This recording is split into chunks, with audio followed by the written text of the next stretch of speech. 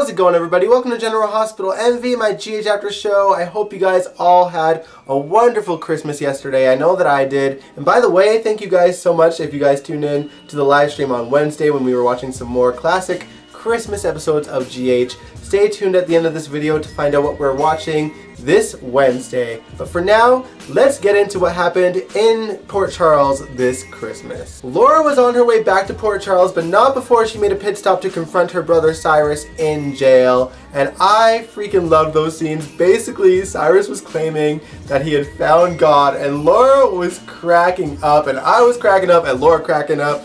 It was just so fun to watch. Jeannie and Jeff play so well off of each other. I loved those scenes, and you could tell they were having a good time playing those scenes as well. The thing is, despite the fact that most of what Cyrus was saying was complete bullshit, the one thing that he was adamant on was that he did not attempt to kill Martin in that safe house.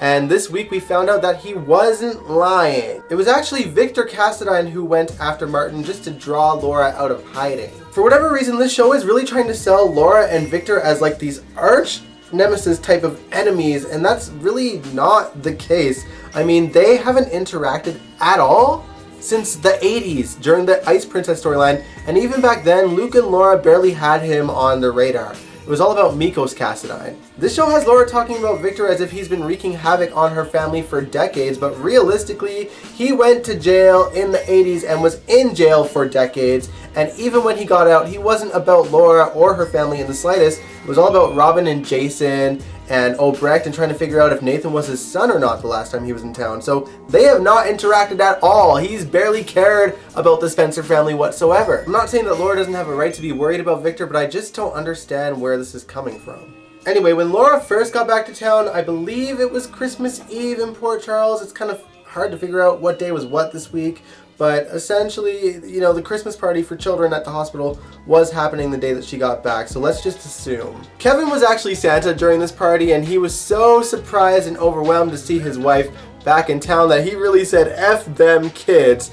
Thankfully, Laura had a stand-in, Martin. And by the way, for some reason, Lucy was in charge of this party, and she didn't notice the switch of the Santa Clauses, but we really need to address the situation because she knew that Laura was back, and she proceeded to go sit on Santa's lap and flirt with him, despite that, thinking it was Kevin. I'm like, hold on, wait a minute, why, what? Like, I know that we've barely seen Lucy this year because we didn't get a nurse's ball at all, which kind of sucks, by the way. But anyway, like, it just feels like they threw all her character development from the last, like, 10 years out the window. Like, Lucy wouldn't do that and like try to make a pass on Kevin at this point, you know what I mean? Especially knowing that he's happily married to Laura. I mean, maybe if Laura wasn't back in town, but she had seen Laura there greeting her husband. So like, I don't like this at all. But on the plus side, she was down for Martin, and that is a couple that I didn't know I needed. Martin basically took her out for dinner and drinks, and then they woke up at the Metro Court in bed together, and they had a shameless walk of shame into the Metro Court restaurant while Laura was there with Kevin, and those scenes were hilarious as well. Anyway, back to Laura. Now, Laura also had to reintroduce herself to the citizens of Port Charles on top of her family, and I'm actually surprised that Port Charles remembered her considering she's been MIA forever as the mayor of Port Charles. This woman has been out of town for most of her tenure as mayor in Port Charles. It's truly ridiculous, but you know, she's welcome back with open arms, so it is what it is. Alright, now let's talk about Spencer Cassadine. So things are still hella awkward between him and Nicholas and Ava, and Victor is taking full advantage of that and taking him under his wing, even going so far as to pulling some strings to make sure that his criminal charges have less consequences. All Spencer has to do is plead guilty, and he'll only get a month inside Spring Ridge, which is the jail that Alexis spent time in, which was more like a day spa where everyone can just kind of walk around and hang out. Also, he won't feel that isolated because Esme is interning there as well, so it's like, he was initially like kind of mad that he'd still have to do jail time, but it's like, really, dude? Really? And speaking of Esme, this girl goes over to Cameron's house and visits him and Jocelyn and says that she wants to up the timing of the trip and have like a real send-off for Spencer, even though it's only going to be like a month. They agreed to do it reluctantly, although Jocelyn seems to have something up her sleeve. And Esme goes to Spencer's at Kelly's to give him the good news and walks in on a moment between Trina and Spencer where they're like holding on to each other's hands and staring longingly into each other's eyes. That girl looked like she was ready to kill. You better watch out, Trina. I say this every time you interact with Esme, but girl, you in trouble. Of course, those famous last words kick in. This will be a weekend to remember. I can only imagine what's gonna happen. I can already tell this trip is gonna be a complete disaster. And speaking of disasters, let's talk about the Corinthos Clan. Now, before we talk about the mess that is Sunny and Nina, we gotta talk about the grieving parents, Sasha and Brando. They are checking out of the hospital, and Gladys thinks it's a great idea to bring them over to the Corinthos house on, I forget if it was Christmas Eve or Christmas Day, but basically she brings them over there as a surprise, and of course they're very comforting towards Sasha and Brando.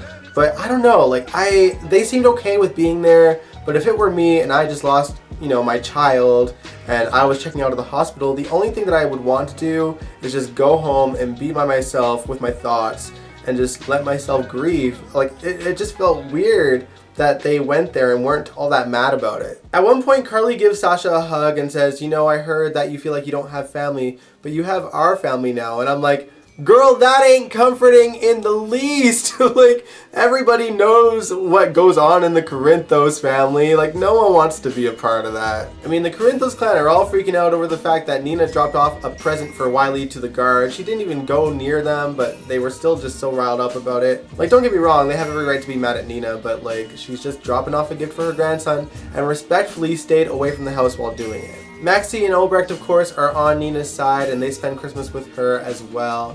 And Obrecht thinks that Willow could be the key to letting her visit with Wiley, but of course, as you guys know, Willow knows the truth about Sunny and Nina, so she's not exactly in her good graces. She doesn't mention that to Obrecht, but Obrecht figures it out pretty quickly on her own and tells Scott about it and says, maybe Willow is the key to having Nina get out of these charges.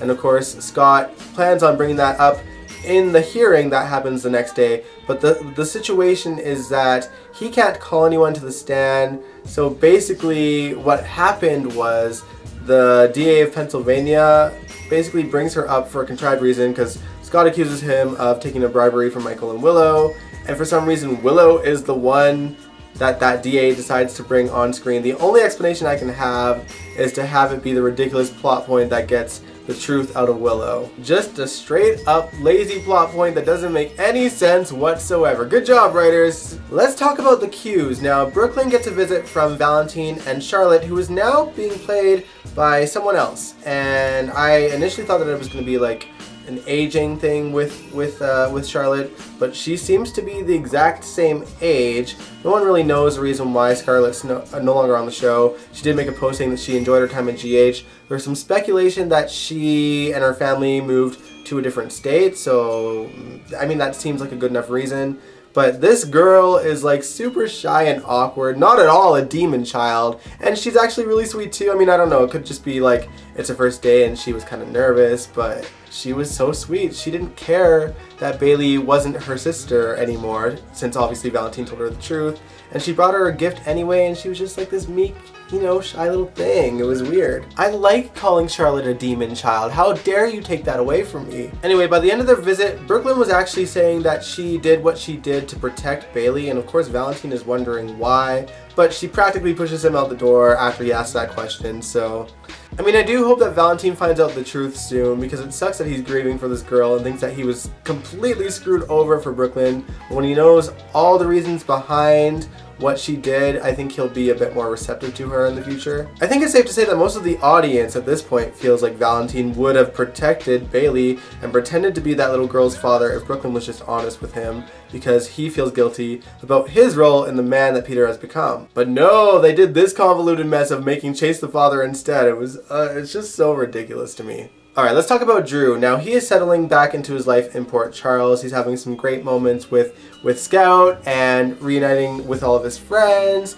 And he actually reunites with Elizabeth as well. And they talk about Jason's death and Franco's death and about Elizabeth's potential new love interest, Finn. Here's the thing. Now, while Drew and Elizabeth are talking about the potential relationship between her and Finn, Drew says something to the effect of, like, I was lucky enough to know what it feels to be loved by you, and Finn would be an idiot for passing up the chance. And I'm sitting there thinking, like, listen, I know that Drew and Elizabeth got past what she did during their relationship, but it doesn't mean it didn't happen. She spent most of that relationship lying to him, or at the very least, keeping from him what she and everyone believed to be the truth.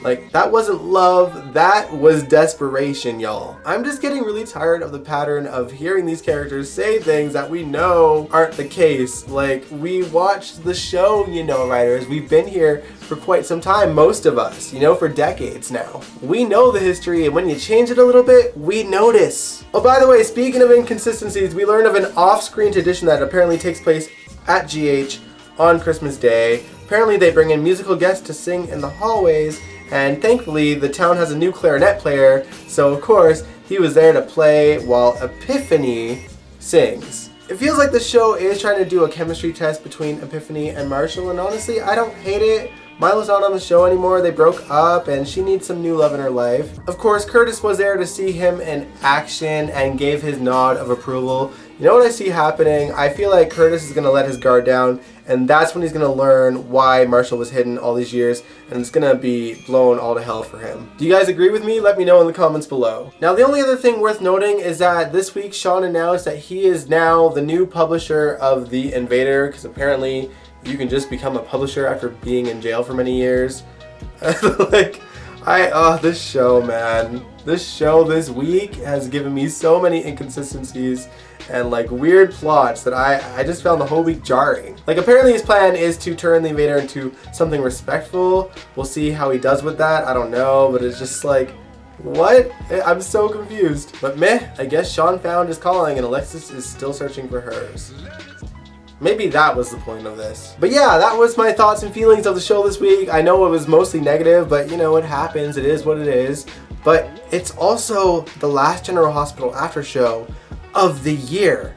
We made it to the end of the year, guys. However, there is going to be a live stream this Wednesday for GHMV Reacts, the other show. We are actually going to be watching a really cool classic New Year's episode of General Hospital where they go back in time and we learn of a very mobster-esque story that happened in Port Charles. So stay tuned for that. But anyway, before I let you guys go, I just want to say from the bottom of my heart, thank you for tuning in all year. I've had such a blast with you guys. The live streams that we've been doing the last few weeks have also been just so much fun. Getting to interact with you guys, not only in the live chat like we do on Sundays, but also on screen when I can talk back and forth with you guys. It's really been making a lot of my nights, especially the last few weeks. It's, you know, this time of year is a bit hard, right? And having you guys there, it's made my night a lot of nights, even when we're just hanging out and talking about random stuff, not even GH. It's just been a lot of fun. And I thank you guys so much for that. I hope some more of you do join into the live streams in the future because we got a lot of them coming up. Jeez, my voice cracked there. I better not get emotional. I better end it here. But anyway, thank you so much for watching. If you liked this video, give it a big old thumbs up. Subscribe if you want to. I would really appreciate it. And I will see you guys next year. Peace out.